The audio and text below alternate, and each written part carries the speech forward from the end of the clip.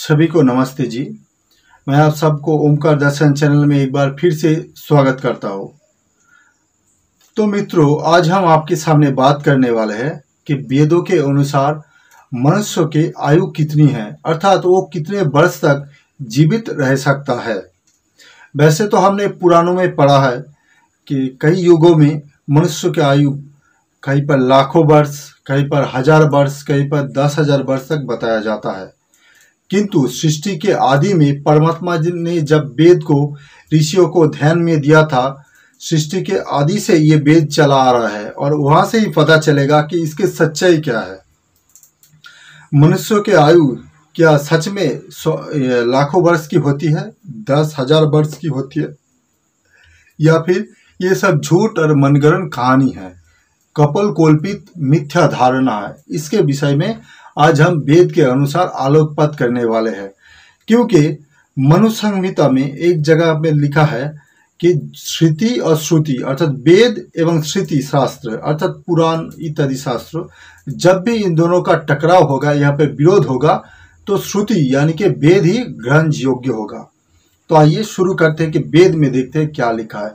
जैसे कि ऋग्वेद के 6वें मंडल सूक्त नंबर 48 मंत्र नंबर 8, यहाँ पर लिखा है, हे वरुणतम अग्नि, मैं तुमको सत हेमंत प्रज्वलित करता हूँ। अब हेमंत किसे कहते हैं? ऋतु को।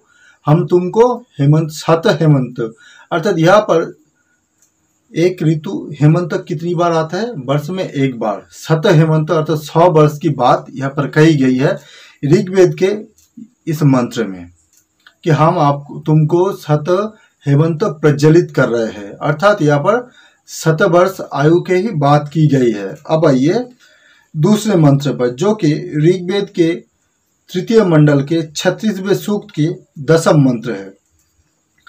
इस मंत्र में कहा गया है कि हे मघवन इंद्र, तुम सभी के वर्णीय हो और प्रभु तो धन आदि के दान करने वाले हो। आप हमारे जीवन के लिए 100 वत्सर प्रदान करें। अर्थात इंद्र यहाँ पर किसको कहा गया है?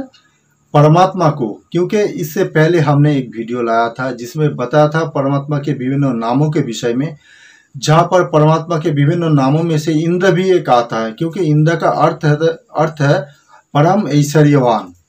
परमात्मा परम ऐश्वर्यवान है, इसलिए उनका नाम था इंद्र। तो यहाँ पर परमात्मा से प्रार्थना की जा रही है कि हमारे जीवन के लिए वो 100 वर्ष आयु प्रदान करे। तो ये गया वेद का दूसरा मंत्र, दूसरा प्रमाण। अब तीसरा प्रमाण यजुर्वेद के 40वें अध्याय के 2 मंत्र। अब यहाँ पर लिखा है इस 2 मंत्र में, अब यजुर्वेद के 40वां अध्याय को ईश उपनिषद भी कहते हैं। ईश उपनिषद अर्थात कि आप ईश उपनिषद जो 11 वैदिक उपनिषद है उनमें जो पहला है, प्रथम है ईश उपनिषद, उसके 2 मंत्र में भी आप जाके देख सकते हैं। तो वहां पर लिखा है कि इस जगत में निष्काम कर्म में रत रहकर 100 वर्ष की आयु तक जीने की इच्छा रखे। मनुष्य 100 वर्ष तक आयु जीने की इच्छा रखे, अर्थात यहाँ पर भी 100 वर्ष अर्थात 100 वर्ष की बात आई है। इस निष्काम कर्म करते करते हम मुक्ति पाते हैं। इसके अतिरिक्त मुक्ति का कोई उपाय नहीं है। निष्काम कर्म मनुष्य को बद्ध नहीं करता बल्कि मुक्त करता है। तो यजुर्वेद के 40वें अध्याय के 2 मंत्र में भी यहाँ पर क्या कहा है कि 100 वर्ष तक जीने की इच्छा रखने की बात की गई है। इससे पहले हमने बताया ऋग्वेद के 2 मंत्र से कि 100 हेमंत प्रज्वलित करे अर्थात 100 वर्ष आयु, और 2 मंत्र में बताया है कि परमात्मा से प्रार्थना किया गया हमारे जीवन के लिए 100 वर्ष आयु प्रदान करे।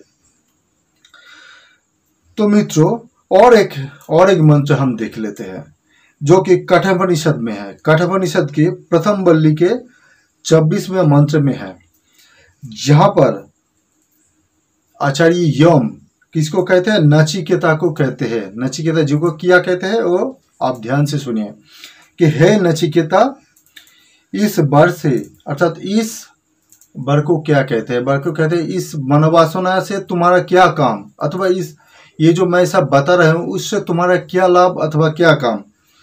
तुम सुख भोग के लिए तुम्हें जितनी भी धन संपत्ति की आवश्यकता हो वो ले जाओ और 7 वर्ष आयु लेकर पुत्र पौत्रादि के साथ परिवार हमसे मांग लो। अर्थात यहाँ पर क्या क्या है कि धन आदि संपत्ति हमसे मांग लो और साथ ही साथ 7 वर्ष आयु भी हमसे मांग लो। अर्थात उपनिषद श्वेतसत्वर उपनिषद और यहाँ पर ये कठोपनिषद, 2 उपनिषद के 2 मंत्र में 7 वर्ष आयु आया है। इसके अतिरिक्त भी हमने यजुर्वेद से 1 मंत्र और ऋग्वेद से 2 मंत्र हमने आपको प्रमाण के स्वरूप में दिया है। इन 5 मंत्र में मनुष्य की आयु 6 वर्ष की आई है। कहीं पर भी पूरे के पूरे वेद में 1000 वर्ष, 10,000 वर्ष, यहाँ तक कि लाखों वर्ष, ये ऐसा कपोल कल्पित मिथ्या क्या कहते हैं गपोड़ों के भंडारों वाले गल्प या कहानी यहाँ पर नहीं है। मनुष्य को आयु सत्ययुग हो, कलयुग हो, द्वापर युग हो या त्रेता युग हो, सभी में एक समान ही है। और हाँ, कुछ कुछ मनुष्य है यहाँ पर कि जो ऋषियाँ होती है वो अपने सांस को कंट्रोल में ला चुके हैं, तो वो लोग योग दर्शन के अनुसार वो व्यक्ति क्या कर सकता है, अपनी आयु को वृद्धि कर सकती है, 4 गुना वृद्धि कर सकती है। किंतु 4 गुना वृद्धि होने का मतलब 100 से 400 वर्ष हो सकते हैं, किंतु लाखों वर्ष, 10,000 वर्ष की कहानियाँ जो आप लोग सुनते हैं ये सब गपोड़ है, मिथ्या प्रचार है। ये सब क्या कहते हैं, जो भारत जिस समय पराधीन था उस समय कपोल कल्पित बातें घुसाई गए हैं और ये प्रसारित किया जाता गया है ताकि नौजवान सनातन धर्म से भटक सके। ठीक है, तो मित्रों आपको ये बात समझ में आ गई है कि वेदों के अनुसार मनुष्य का आयु 100 वर्ष की है। यहाँ पर 10,000 या लाखों वर्ष की कोई कपोल कल्पित मिथ्या कहानी नहीं है। तो दोस्तों उम्मीद करता हूँ ये वीडियो आपको अच्छी लगी हो। आप वीडियो को ज़्यादा से ज़्यादा शेयर करें, वीडियो को लाइक करें, कमेंट बॉक्स में अपना मतामत अवश्य दें, चैनल को सब्सक्राइब करें और करावे, पास में रहा हुआ बेल आइकन अवश्य दबाएं हमारे वीडियो को सबसे पहले पाने के लिए। आज के लिए इतना ही, धन्यवाद, नमस्ते, ओम तत्सत।